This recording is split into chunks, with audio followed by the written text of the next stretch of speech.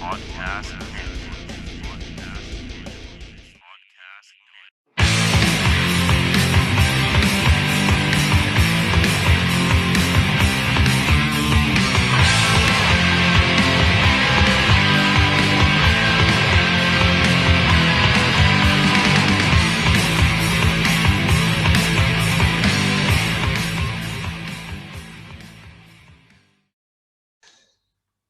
Now, welcome back to KingWoes Court, episode 10 and bound.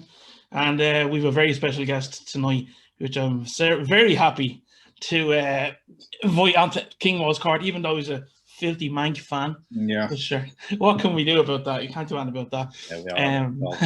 Yeah, most of you would know him as H from Dublin Metal Events. It's Fergal Holmes. Thank you very much for coming to the KingWoes Court this evening.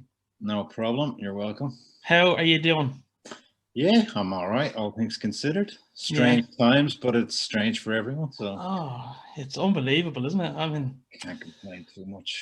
I think, I really wanted to see what you thought of all this COVID, as in how explain to people how hard it's been trying to get gigs, rescheduling and all that kind of stuff. I'd say it's a pain in the hole.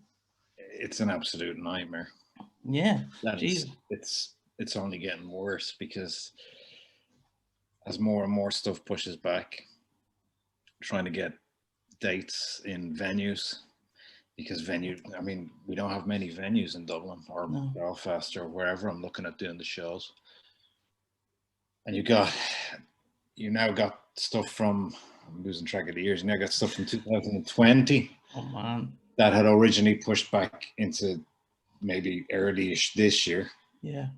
It's now looking to push back either late this year or into 22. You got stuff that was originally for this year looking to go back into 22. Then you've got new tours that are planning for 22 or whatever.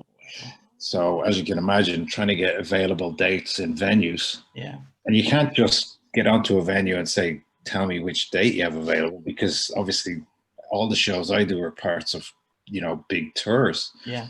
So the agents have to route the tour in a certain, a way that makes sense geographically. So I can't go back and just say, well, no, I don't have the 5th of September, but we can do the 14th. So it doesn't work that way. Not like a local show or anything. Yeah, exactly. So yeah, if in that respect, it's a nightmare. But yeah, I can only imagine. Like, it's hard enough for bands not playing gigs. But as I say, it's a bit different trying to reschedule things. Like, I say your head's fucked.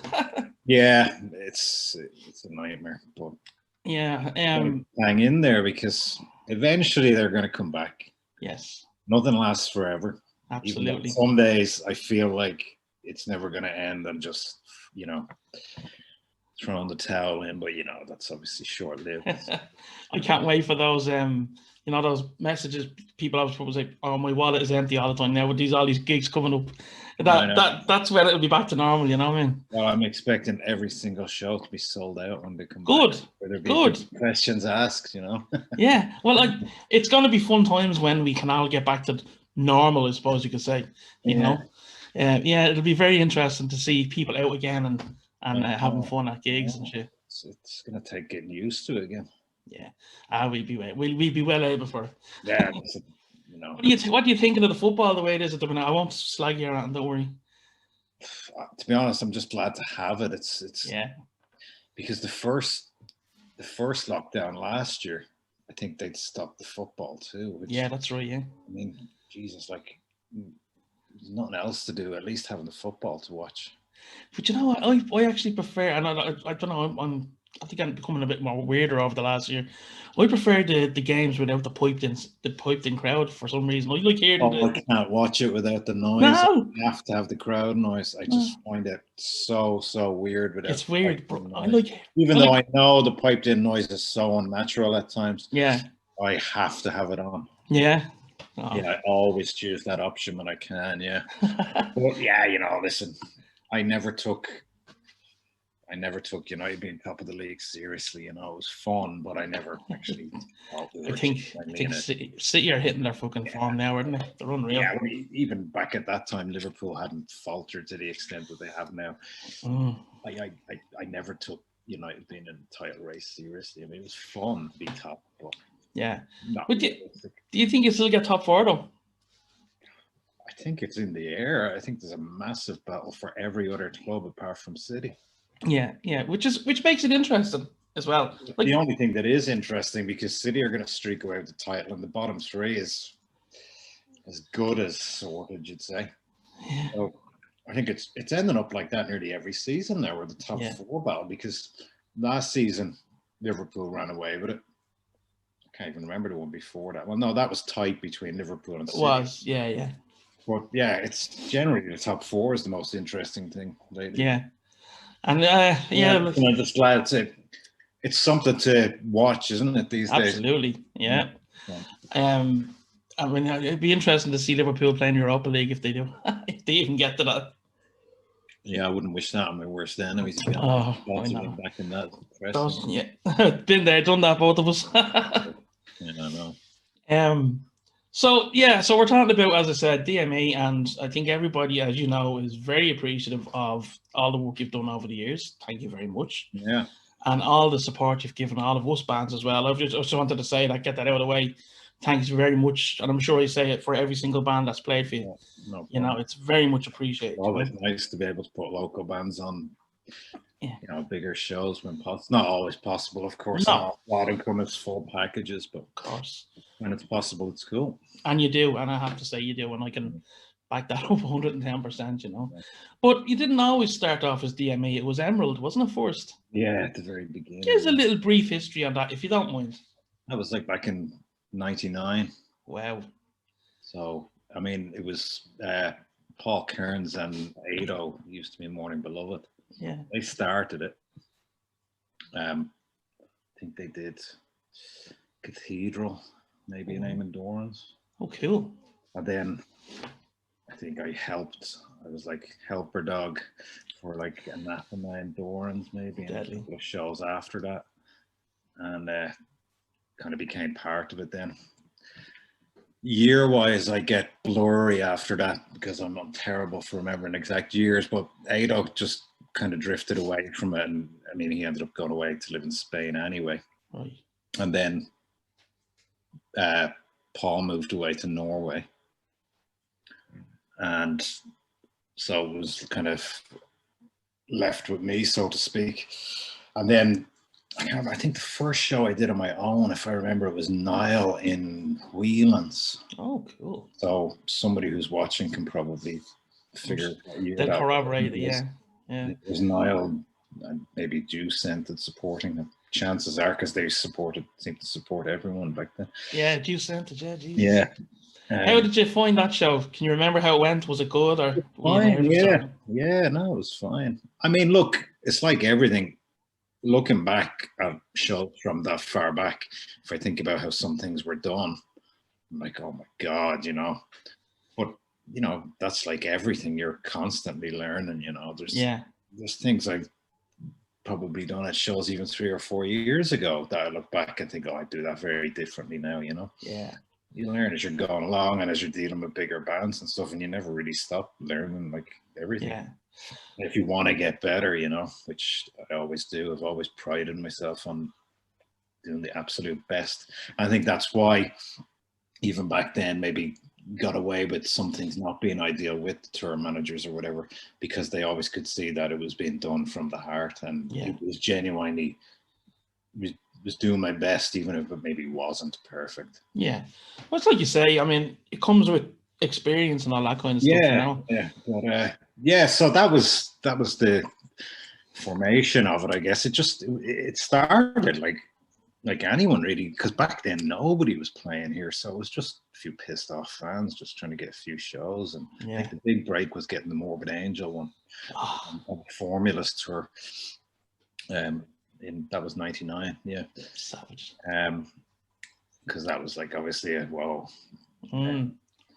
yeah, and it just went from there, and obviously it changed name then, because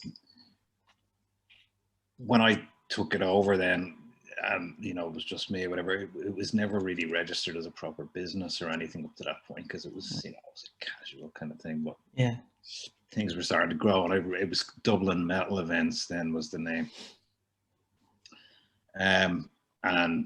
But I then got rid of that a few years later too. I never really liked that name, and not to diss metal, because Jesus, I'm still as big a metal fan as I was when I was 14. It's not about that, but the name was somewhat limiting, because even though I know, I mean, you called it double metal events at the very beginning, some people still say that, but with agents and what have you, because the company was growing and it was trying to expand, it's not like it was going into pop music, but you know, you can see over the years that it did diversify a bit. It's not what it moved out of just being maybe underground extreme stuff or whatever. So the name was a little bit limiting. So, but I wanted to still keep the identity too. So this DME Promotions is what the company has actually got. Everyone calls it DME now. But that was where the kind of, it's been that for years now. So there was just little stages kind of in the formative years, really, you know. But it just went through like that. I mean, back then, obviously, I was working a full-time job for years. At the same time, I used to work in IT. And up until it's about, it's the guts of 10 years now that I'm doing it full-time. It just worked out well because it was getting too much to combine with a full-time job. And my performance in the job was gone down the Swanee because, of course, DME was all I wanted to do, really.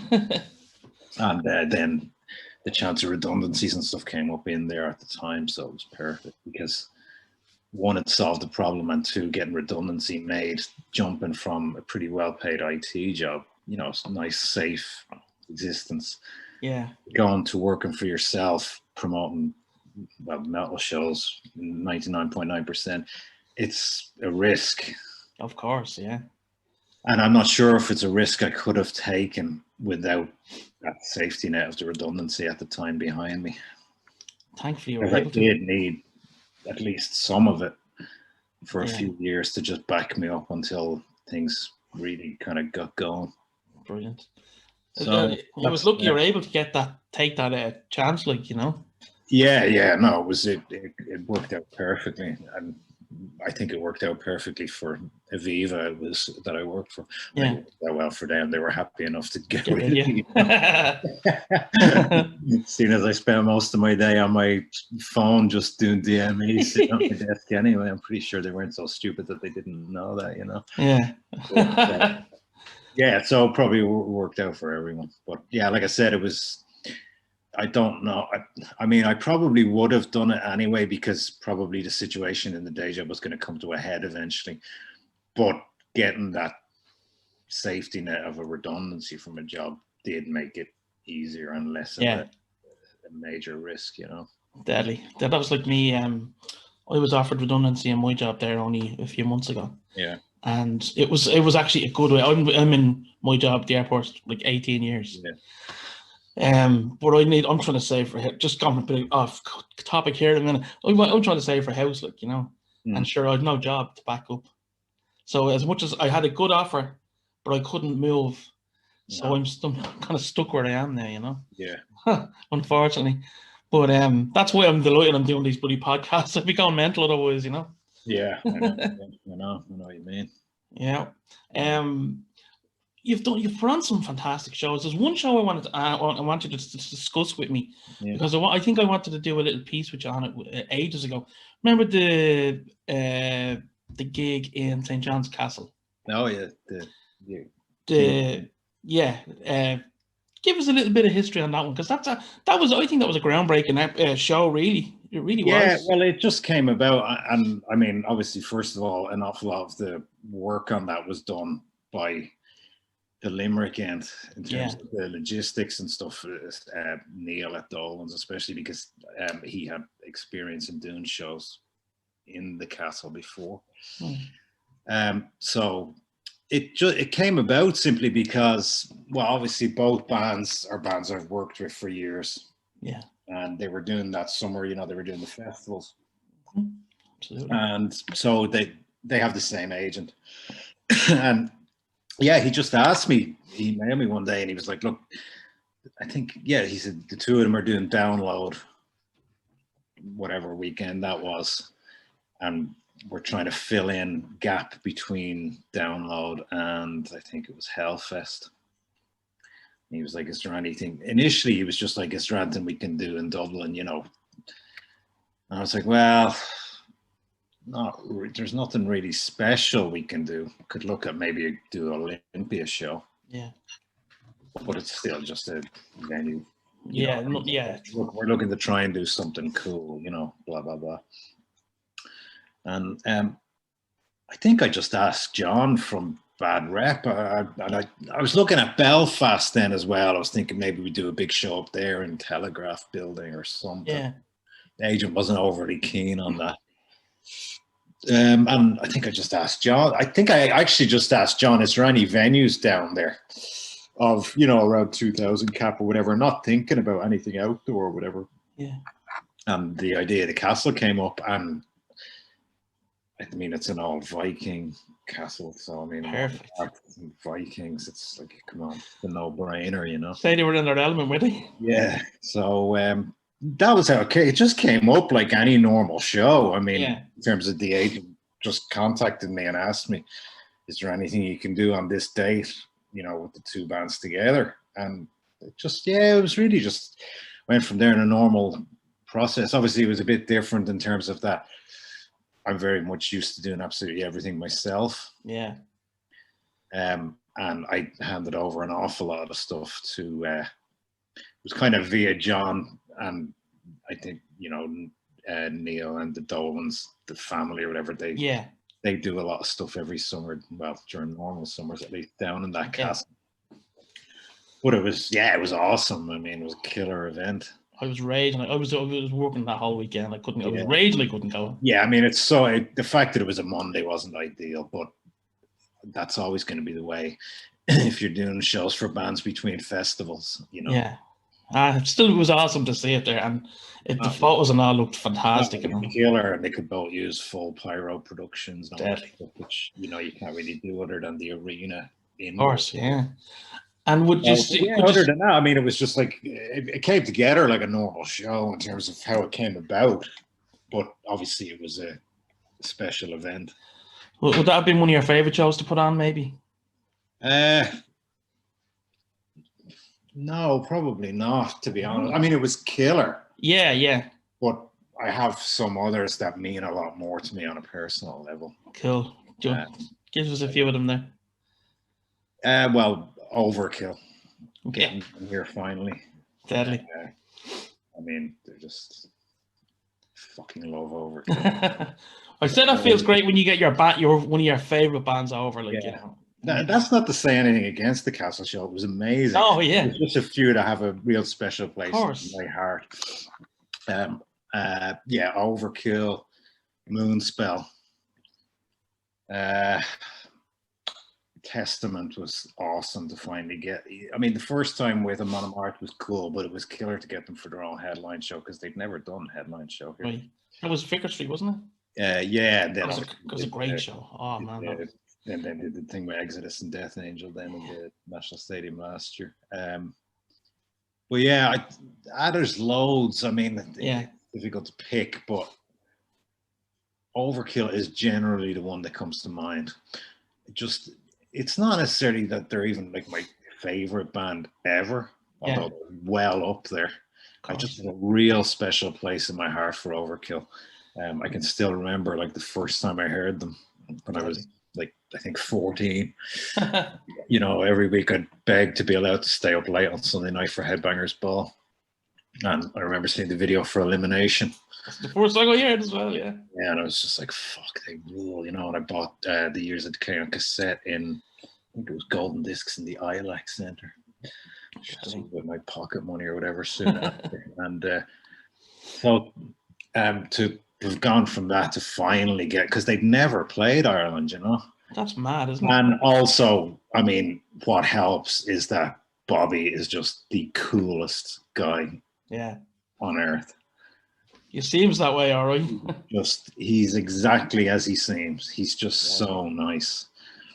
And I've done 2 shows since that first one, and you know, sometimes you take a lot of stuff for granted after so many years in terms of, like last year, for example, at that Testament thing, in the production office at the stadium show. And Chuck does a lot of Testaments management stuff himself. So he was up in the production office himself, like at the desk beside me doing stuff. And we're just chatting and stuff. And it never even twigged. And then suddenly you're thinking, that's fucking Chuck from Testament who, you posters of on your wall when you were a kid. And it's, you take a step back for a second. And it's like, shit, it's cool, It's the real deal, yeah. And so that's what it was like with Overkill. And then like for the times after I've had them over since the first time, Bobby gets off the bus and he's like, Fergal, how are you, man? And hugging me hello and stuff. It's like, Jesus, I always think back to that 14-year-old kid watching Headbangers Ball, and it's pretty cool, So even though you're a businessman, you're still a fucking big fan, and I'd say I love hearing that you still get the feels, like Listen, I still, first and foremost, if I get,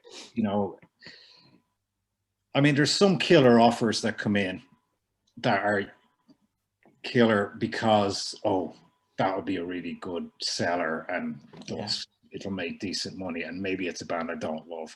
And of course, they're great to get because, it's a business.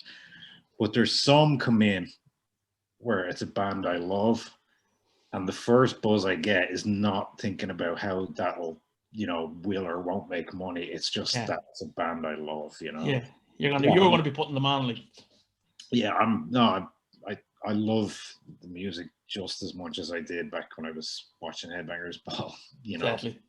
Did you ever watch Noisy Mothers? Do you remember that? Yeah. That was your band's Crusher, wasn't it, or something? Yeah. God. And then what was the one after Headbangers Ball? You won what was her name? Oh, Juliet's. Yeah, I remember her, all right. I don't remember the show. She was a sassy woman. She was, yes. But so I guess to answer your question, probably Overkill would be the most special one for me. Yeah.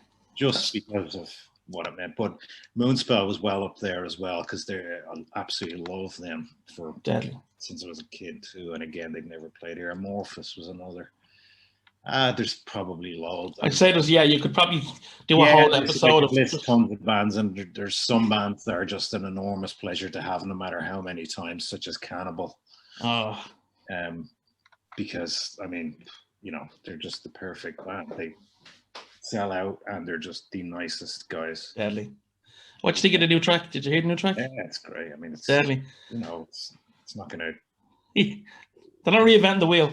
No, but that's not. You don't want them to. They're just killer at what they do. So yeah.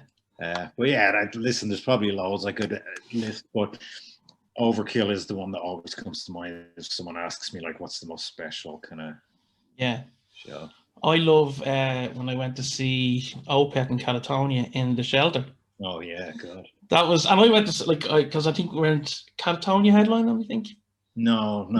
I'm getting mixed up because I think a lot of people were there to see Catatonia initially. I think November were on that as well. November, yeah. Forgot about them. That was I loved that gig. Now I have to say. Yeah. And when I saw Cathedral Forced, is in the same place actually, the Shelter. Yeah, that was supposed to be with Entombed, wasn't it? That's right. Yeah. That was a nice little venue. It was all right, but the stage was very low. It was only like a step, so it was very difficult to see if you weren't at the front. Yeah, I suppose. Unless if you're Pete Reese, you can see everything. Yeah, no, it was all right. But actually, I always remember that day of that Opeth show. At the time, they were doing renovations on the main venue. Mm-hmm. And I remember Michael from Opeth, I remember showing him, and he was looking in at the main venue, and I suppose kind of saying, "Oh God, it'd be amazing to someday imagine playing there," kind of thing. Yeah. Jesus, they ended up being huge. So. Big time. Yeah. And they're not trying to controversy it, but did they go through MCD now? Just did they? Yeah. Well, they did last time. Yeah. I'm not. That was a bit bad, Ari. Well, I mean, they're bigger now and all this kind of stuff. It's nothing to do with that. No, it's nothing to do with that. I mean, because Vicar Street, I could do them in the Olympia just the same. Of course, yeah. I know why it was, and look, yeah. Sometimes these things happen in the business. It's business, as they say. I wasn't very pleased with how it was done. Yeah. But look, there's been certain times where it's worked the reverse way over the years too. So look, it happens, you know. Cool. You take the this way and that way, isn't it? Really? Yeah. You can't take it. Certainly wouldn't take it personally. No. I mean, bands themselves most of the time don't even know who the promoter is. Of course, yeah. Some, not all, but some. Yeah.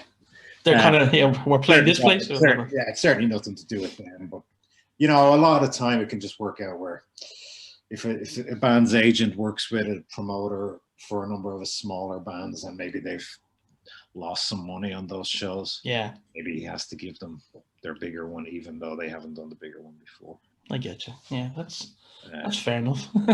Yeah, it was. It wasn't a nice surprise when I saw it announced. Oh, I can imagine.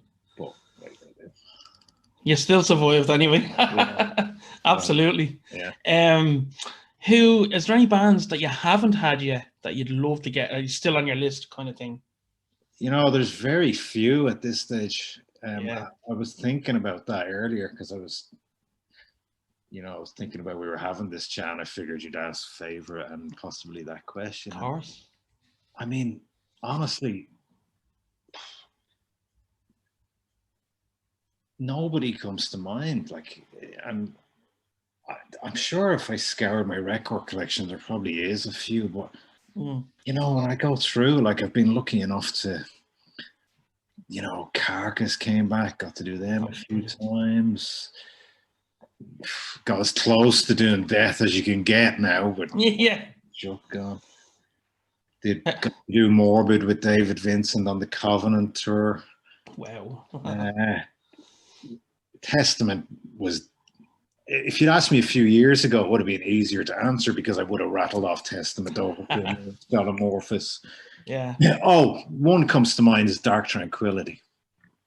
Oh yeah, they haven't been over here, have they? They've never. No, unfortunately, like, you know, the problem is with bands like that they just don't do the numbers in a country like this, or even in the UK, that they would in Europe, you know. So I mean, that was the reason with Moonspell for years. Right. I mean, in all honesty, the chances are that was probably a one-time visit because financially it just doesn't add up for these bands to. That's why you see them just do London most of the time and then straight back into mainland Europe. But Dark Tranquility is a major favorite band of mine. Oh, right. I saw them once in England, actually. I went over with a few friends. Yeah. I think who was playing with them? Matt Morton, I think, was playing with them. Okay, yeah. Yeah, great show. Love them. Their new album's amazing. I haven't heard. I got to check it out, actually. Great. But yeah, so I guess they'd be one. I'm sure there are a few. Yeah. Well, like you say, I think you've covered almost everybody. I've been pretty lucky to have covered, I'd say, 99% of and you wanted. Yeah. Yeah. I loved when we played with Entombs. That was a big thing for us. That was the one in the village. Yeah, that was just the fact that we were playing with them because like they were one of our main earlier influences. Like and just seeing LG at the back of the stage, looking at our set was that was class. Yeah, it's sad to see. Yeah. Really unwell now. Hopefully he pulls through and hopefully, you know. He's a really nice guy. He is bang on. I have to say, most of the bands that we've played with for you have been been sound. Most of the bands generally are. You know, it's like everything. Some are friendlier than others, but I mean that's the same with people in general. Personally, everybody's different, and if somebody's quiet, it doesn't mean they're an ass. It just maybe they're just quiet. You know, I think if you treat people with respect initially, and then if they want to kind of reciprocate the friendship, then they will. Like, you know, that's generally how I would deal with people anyway.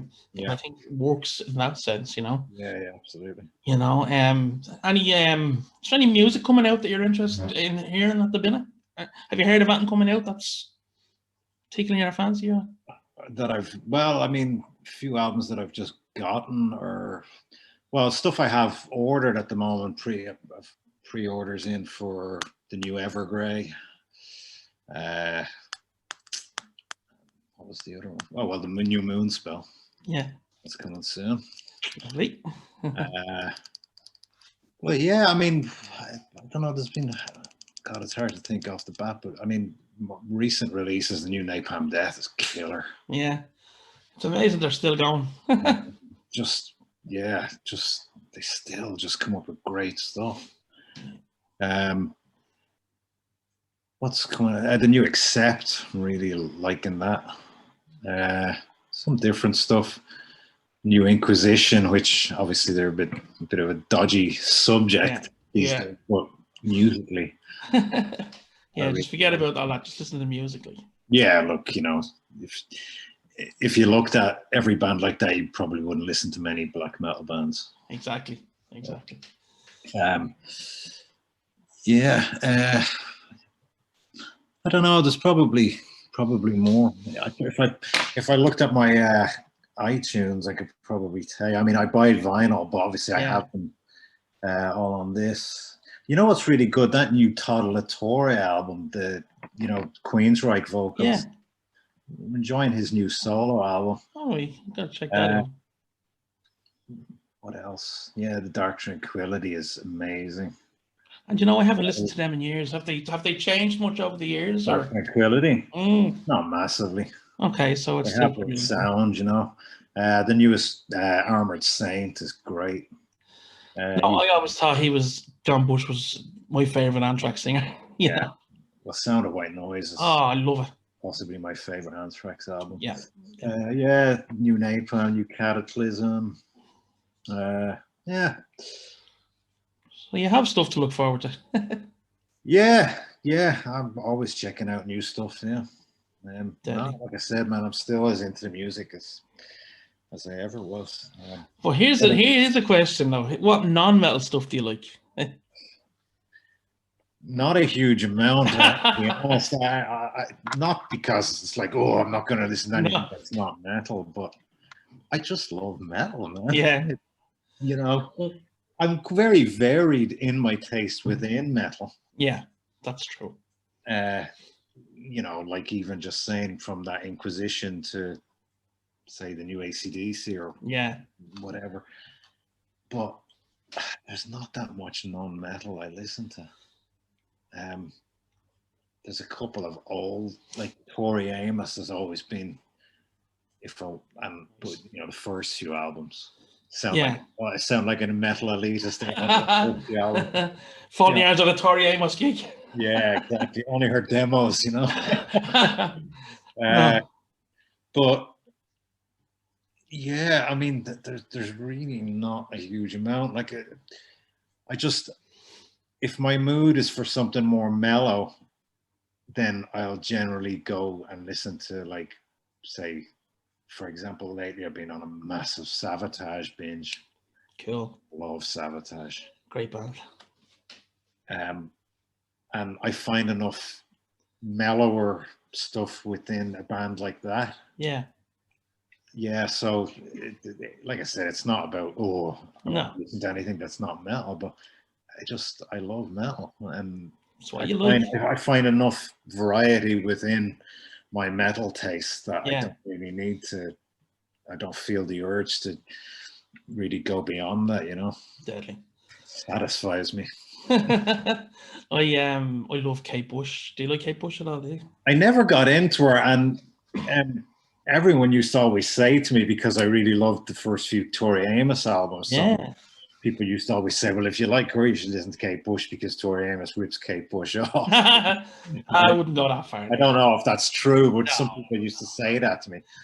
That's probably to wind you up. I love her first album, The Kick Inside. If you ever get a chance to just spin through it, to have a quick listen. Yeah, I must check it out. It's one of those things I've just never gotten around to. Now you've locked down, you've no excuse, right? Exactly. Yeah. But, so I like I said, I think I just my tastes within rock and metal are extremely varied. Yeah. So I find everything I need within that, really.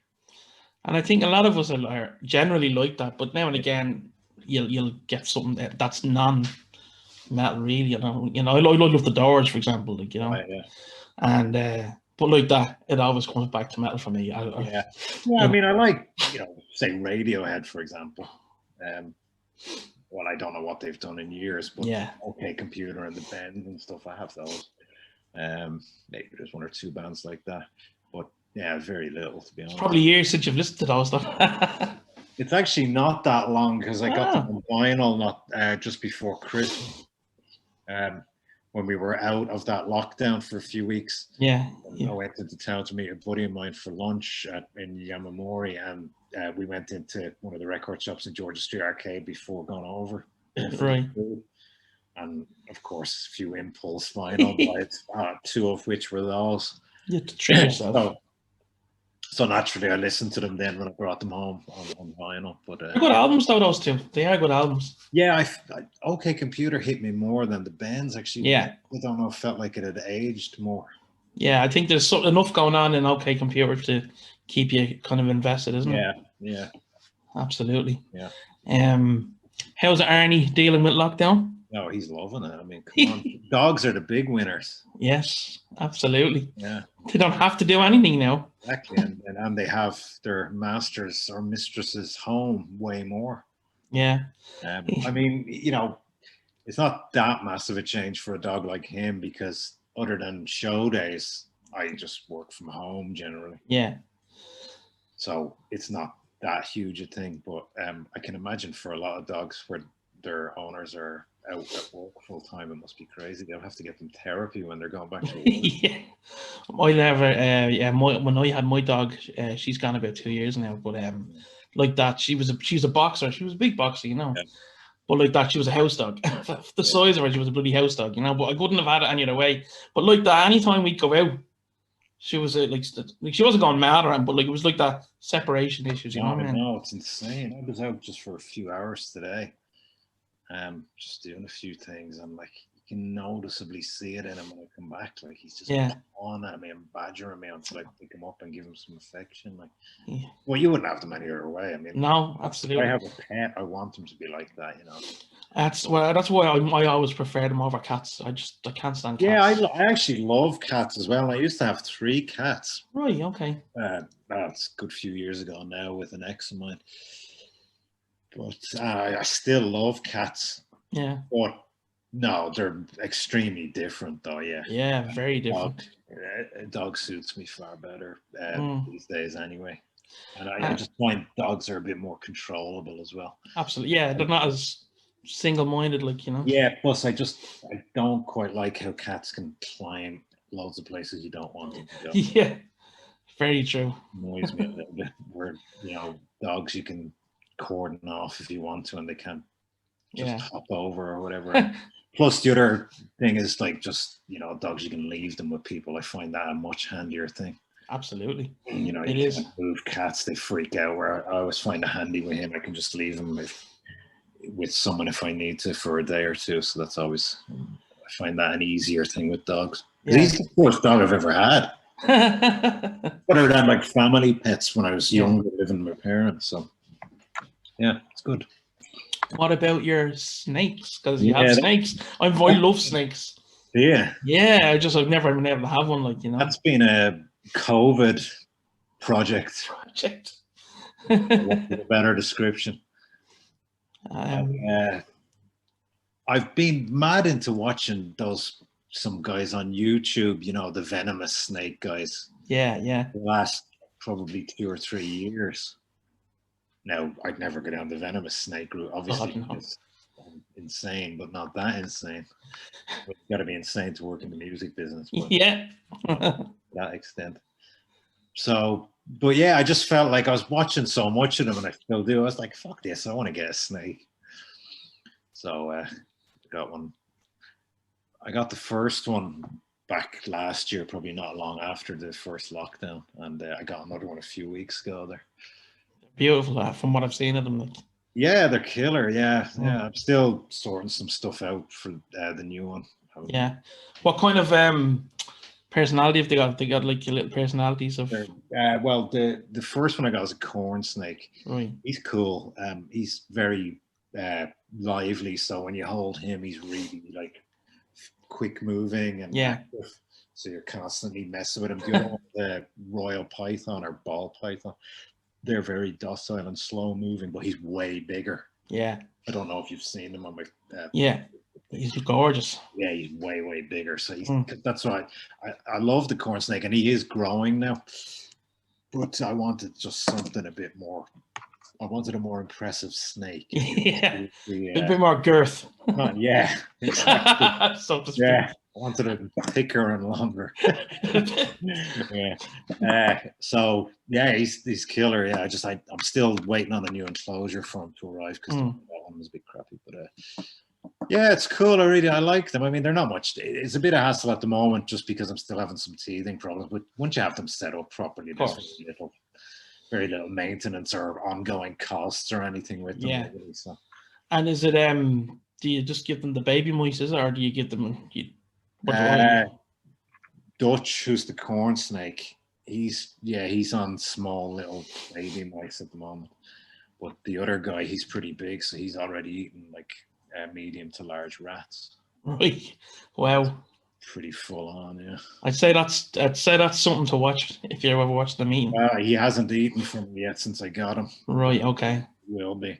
I only tried once and he rejected it. I think they're notorious for not eating for a few weeks sometimes when they feel like it, and I think because there's been quite a bit of messing with his enclosure. Right. You see how it starts, probably. Yeah. And you'll know when he wants to eat then, will you get it? Well, I'm hoping the new enclosure will arrive at the end of this week. So once I get that all set up and get all his humidity levels and stuff correct, I'll leave him be and won't take him out or anything for like about a week. Just give him complete peace, and then I'd say he'll eat. Deadly. That's when the fun happens. I mean, they can go months without eating, you know. It's not really a worry. I'd love that. I'd love to be able to be like that. And, you know, you can do the enclosures up so that they look really like nice in, you know, your sitting room or whatever. Yeah. They're nice decorative kind of. Absolutely. I was gonna get when it was years ago now. I was really gonna get a load of piranhas.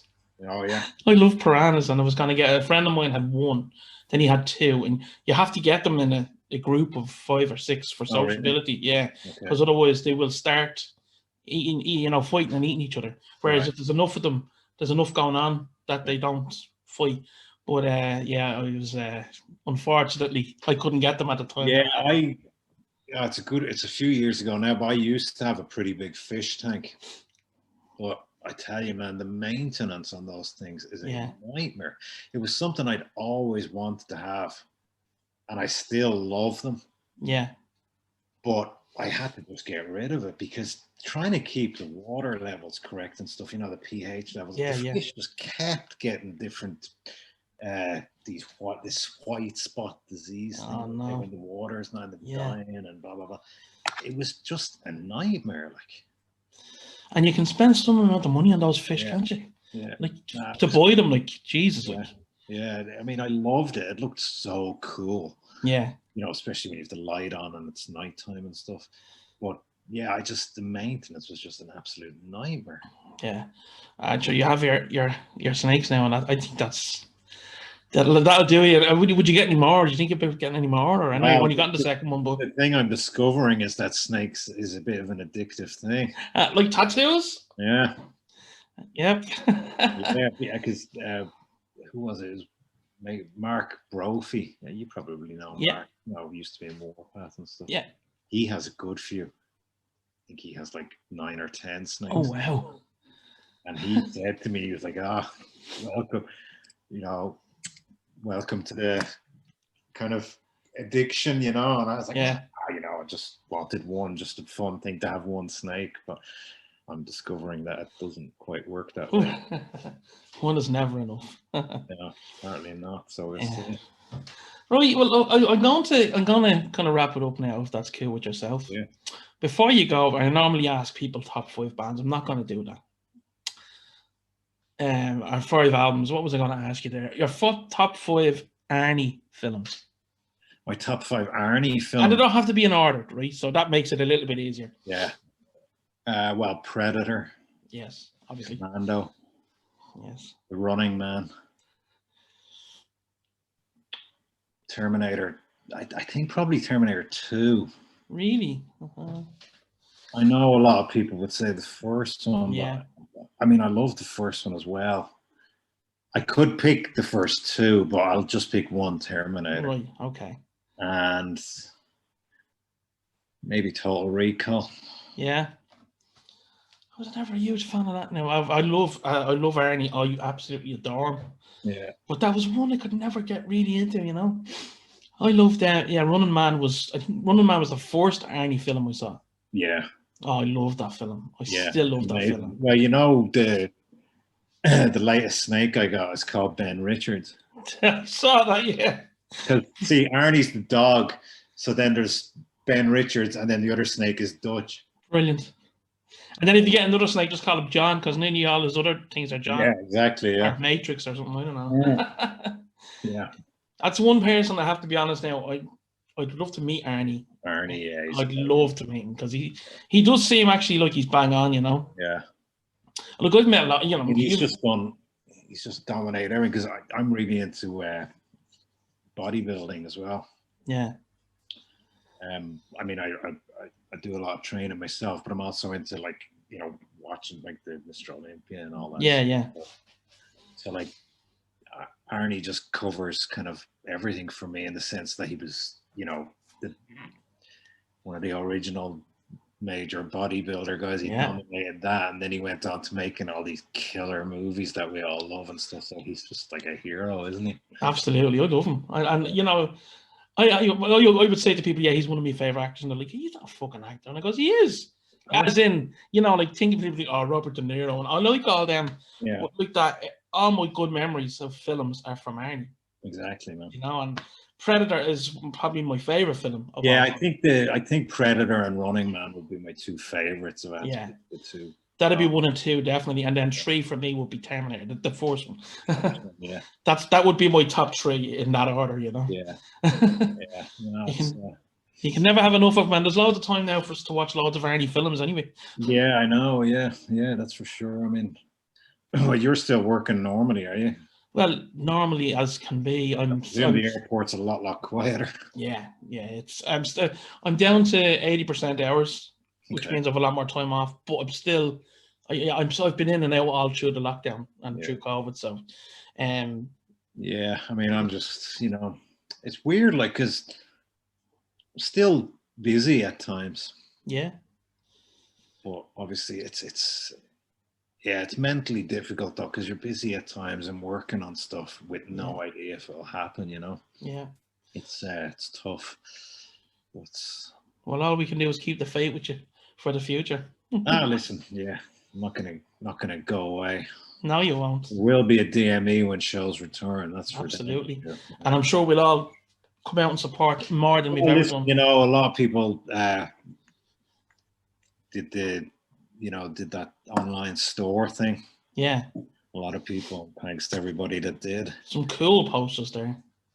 Yeah, it was actually a cool trip through memory lane. Yeah. Doing the sorting out all the posters for the site. Very cool.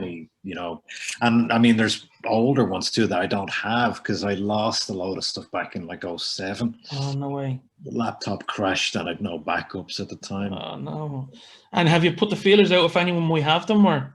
I asked around, but no, I got a few sent to me, but really bad resolution. You wouldn't be able to sell, you know, prints of them. They'd look like crap. So one of my snake enclosure lights just went out there, which is why it's gotten dark. That's okay. I can still see it. But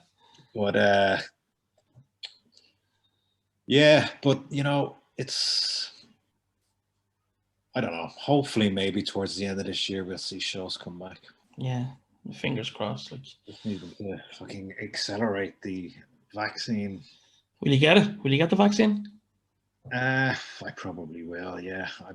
Look, I'll be honest with you, man. I'm not a conspiracy theorist or any of that stuff. I've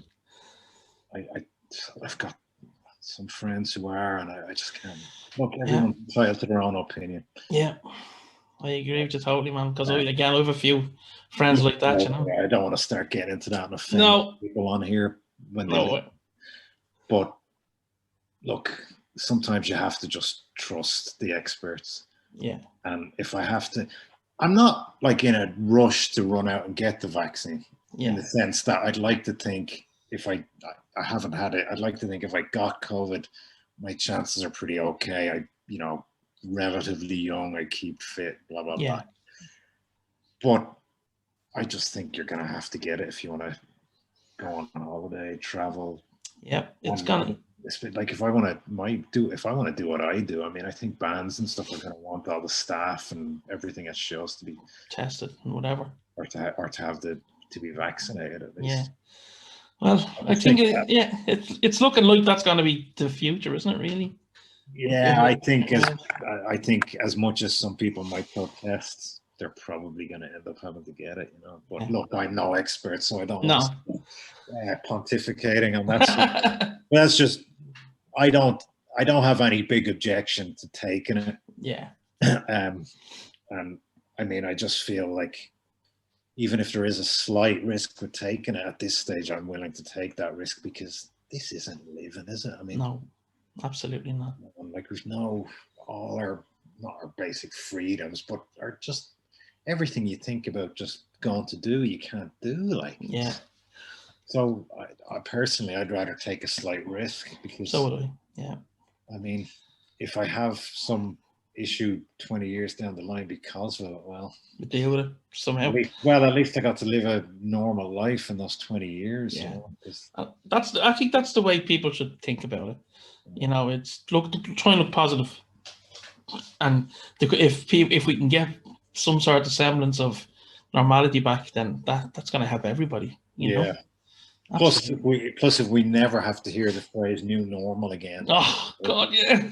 Jesus. God, I know. Yeah, I've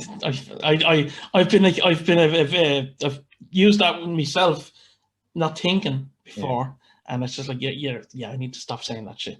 Yeah, it's just unreal how long it's gone on now, though. I mean, it's. I don't think anybody. Well, how could any of us have known? No. Because when I think back, I mean. Well, first of all, you have to be thankful for small mercies sometimes because, I mean, I don't know if you remember, but the week before the lockdown hit, I had like, obviously the big Testament show was on, but there was also like Aristocrats the night before. Oh, yeah. Picture books up on Whelan's and then the 2 Grand Magus shows in Dublin and Belfast all that week. Wow. So, I mean, as much as the whole situation sucked, it would have sucked 100% more for me had the lockdown hit a week earlier. Absolutely. Yeah, you were able to get those shows in. And yeah, to get those shows in before it hit was a world of difference compared to if I hadn't. Yeah, absolutely. But it's just mad, like, because I remember sitting in the venue after the Magus show and I was just having a chat with the lads from the band because JB is like, he's just such a lovely fella. Yeah. And I think I kind of knew, well, this is the last show for a while. Like, never could you, because I think we all thought we went into the first lockdown. It was like, well, we'll do this lockdown for a few weeks and that'll sort it out. Like, if everyone stays home, it'll just, you know, how can it spread if everyone's locked down? It'll be gone. Yeah. No, didn't happen. It's just nuts because, like, I can remember, like, I always think back, Wardruna was supposed to be in June last year. And I remember at some point, maybe in April, their booker, Simon, mailing me and kind of saying, look, I imagine we should be all right by then, but maybe we should look at some backup dates just in case. Yeah. And I remember mailing them back and saying, like, yeah, I'd say it should be grand by then. But yeah, no harm. This was talking about June last year. Yeah, Jesus. So to think that we're in mid-February now, the following year, and let's be honest, June this year is out of the question. I think so, yeah. Unfortunately. Yeah, it's just mad how it's escalated, you know. Yeah. I mean, how could any of us have known? But that's it. It's just crazy to think back to that email and saying, look, I'm sure we'll be all right for June, you know? Yeah, yeah. Well, so look, I'll let you go because we've had a good old chat today, I have to say. Thanks very much. Yeah, no problem. It's been a big week for me of showing my face. First of all on Facebook Live, and now this. And there you go. And that's everyone's fill now for the next 2 Yeah, I know. Yeah, becoming such a public figure. Well, you're gonna have to go back into the shadows now after this. Yeah, exactly. Listen, man, it's been amazing. Thank you very much for doing this for me, right? No problem. And everyone, keep going to the shows when they're back. Yes, absolutely. And is there still stuff available on the online store? Actually, before we go. Yeah, the poster prints and the steel pins are all still available. The shirts just aren't, because I cut them off at the point of the deadline for the draw, just because the shirts had to be, you know, ordered in bulk. Of course, yeah. But the rest of the stuff you can still order. So if you've if you'd like to, feel free to go on over. Or I know, keep on buying tickets if you can, but I mean, I totally understand now is not really, people are not really, tickets are not a priority for people. No. I don't think you'll have to worry about that when gigs are actually back then. I think you'll be good. Yeah, no, I'm sure they'll fly out once people are actually sure that'll happen. I completely understand. Buying tickets now for shows that you've no idea if they'll happen, especially when a lot of people are low on. It's not a priority. Well, yeah, man, nothing lasts forever. Exactly. We'll get there. So, listen, it's been fantastic. This is KingWoes Court again. Fergal Holmes from Dublin. Sorry, DME Promotions. I gave you a history lesson. Come on. sorry. Listen, take care of yourself, man, and we will do this again at some point, I'm sure. Cool. All right. Okay, we're out of here. Thank you. Hang on.